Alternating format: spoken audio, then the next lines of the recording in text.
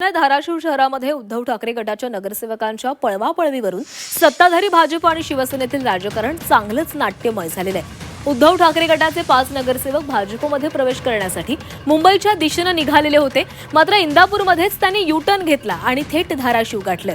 यानंतर खासदार ओमराजे निंबाळकर यांच्या माध्यमातून ते नगरसेवक ठाण्यामध्ये पोहोचले आणि काल उशिरा रात्री उपमुख्यमंत्री एकनाथ शिंदे यांच्या उपस्थितीमध्ये शिवसेनेमध्ये प्रवेश केलेला आहे। कळंब नगर परिषदेमध्ये उद्धव ठाकरे गटाच्या 10 नगरसेवकांचा भाजप प्रवेश झाल्यानंतर आता धाराशिव शहरातील या घडामोडींकडे ऑपरेशन लोटस 2.0 म्हणून पाहिलं जात होतं।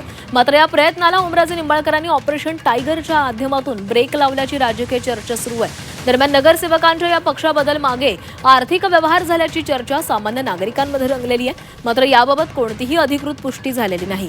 आता उर्वरित नगरसेवक कोणत्या पक्षात जाणार याकडे धाराशिवच्या राजकीय वर्तुळाचं लक्ष आहे।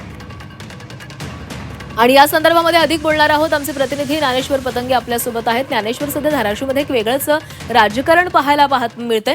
जे नगरसेवक भाजपमध्ये प्रवेश करण्यासाठी मुंबईला निघाले होते त्यांनी मध्येच यू-टर्न घेतला आणि ज्यावेळेस ते पुन्हा धाराशिवमध्ये पोहोचले त्यानंतर ते ठाण्यामध्ये पोहोचले, म्हणजे अशा अनेक घडामोडी सध्या घडतात। ओमराजे निंबाळकरांचं या सगळ्यामध्ये महत्त्वाची भूमिका ठरलेली आहे। अगदी बरोबर आहे। सध्या धाराशिव जिल्ह्यामध्ये ऑपरेशन लोटस आणि ऑपरेशन टायगर अशी स्पर्धाच कुठेतरी सुरू झाली का अशी परिस्थिती पाहायला मिळते आहे।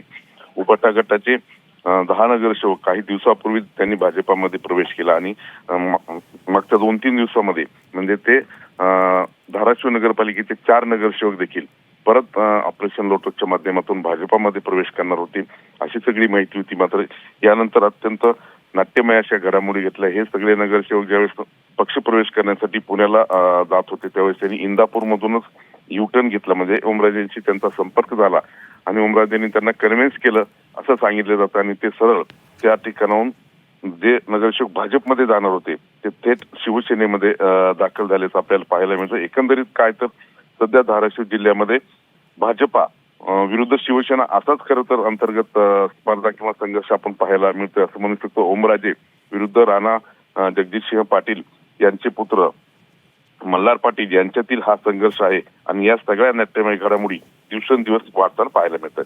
नक्कीच ज्ञानेश्वर, धन्यवाद दिलेल्या सविस्तर माहितीसाठी।